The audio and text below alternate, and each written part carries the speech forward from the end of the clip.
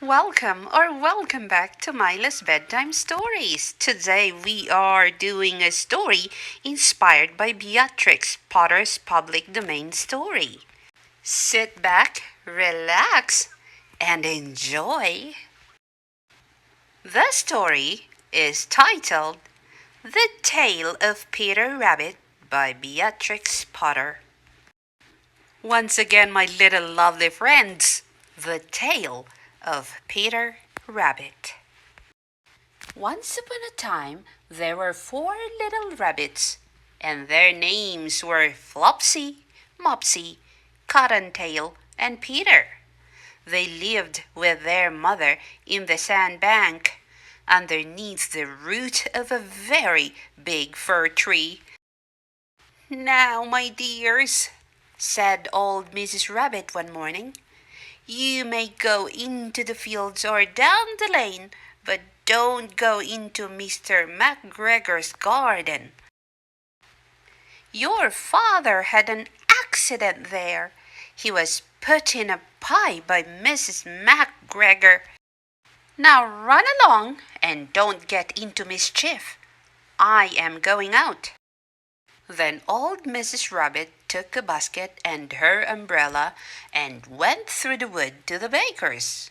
She bought a loaf of brown bread and 5 currant buns. Flopsy, Mopsy, and Cottontail, who were good little bunnies, went down the lane to gather blackberries. But Peter, who was very naughty, ran straight away to Mr. McGregor's garden and squeezed under the gate. First, he ate some lettuces and some French beans, and then he ate some radishes. And then, feeling rather sick, he went to look for some parsley. But round the end of a cucumber frame, whom should he meet but Mr. McGregor? Mr. McGregor was on his hands and knees planting out young cabbages, but he jumped up and ran after Peter, waving a rake and calling out, "Stop, thief!" Peter was most dreadfully frightened. He rushed out all over the garden, for he had forgotten the way back to the gate. He lost one of his shoes among the cabbages, and the other shoe amongst the potatoes. After losing them, he ran on 4 legs and went faster, so that I think he might have got away altogether if he had not unfortunately run into a gooseberry net and got caught by the large buttons on his jacket. It was a blue jacket with brass buttons, quite new. Peter gave himself up for lost and shed big tears, but his sobs were overheard by some friendly sparrows, who flew to him in great excitement and implored him to exert himself. Mr. McGregor came up with a sieve, which he intended to pop upon the top of Peter, but Peter wriggled out just in time, leaving his jacket behind him, and rushed into a tool shed and jumped into a can. It would have been a beautiful thing to hide in if it had not had so much water in it. Mr. McGregor was quite sure that Peter was somewhere in the tool shed, perhaps hidden underneath a flower pot. He began to turn them over carefully, looking under each. Presently Peter sneezed. "Tachoo!" Mr. McGregor was after him in no time, and tried to put his foot upon Peter, who jumped out of a window, upsetting 3 plants. The window was too small for Mr. McGregor, and he was tired of running after Peter. He went back to his work. Peter sat down to rest. He was out of breath and trembling with fright, and he had not the least idea which way to go. Also, he was very damp with sitting in that can.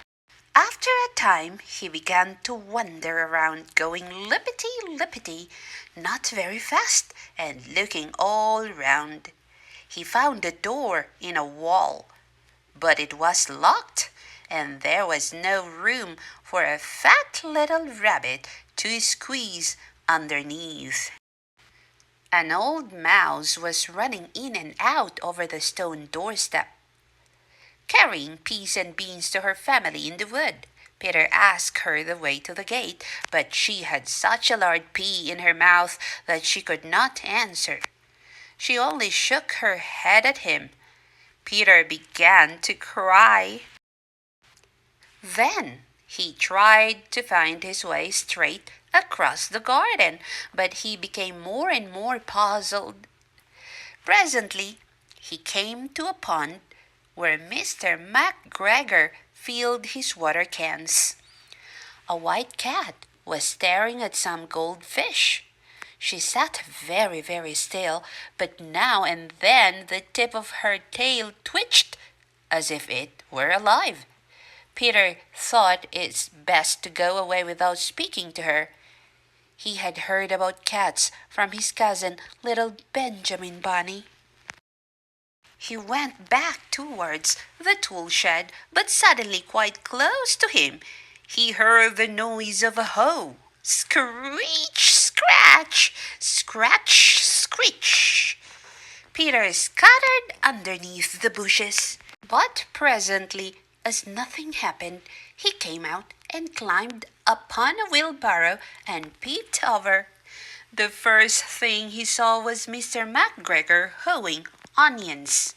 His back was turned towards Peter, and beyond him was the gate. Peter got down very quietly off the wheelbarrow and started running as fast as he could go, along a straight walk behind some black currant bushes. Mr. McGregor caught sight of him at the corner, but Peter did not care.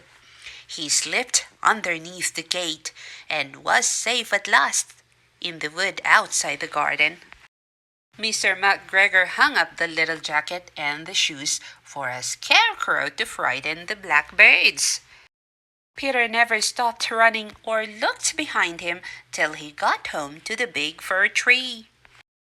He was so tired that he flopped down upon the nice soft sand on the floor of the rabbit hole and shut his eyes. His mother was busy cooking. She wondered what he had done with his clothes.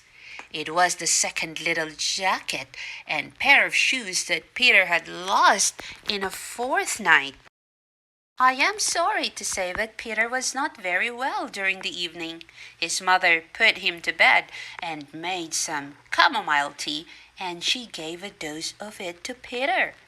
1 tablespoonful to be taken at bedtime. But Flopsy, Mopsy, and Cottontail had bread and milk and blackberries for supper. The end. I hope you enjoyed. Good night, sweet dreams, sleep tight, and I hope to see you next time. Bye for now.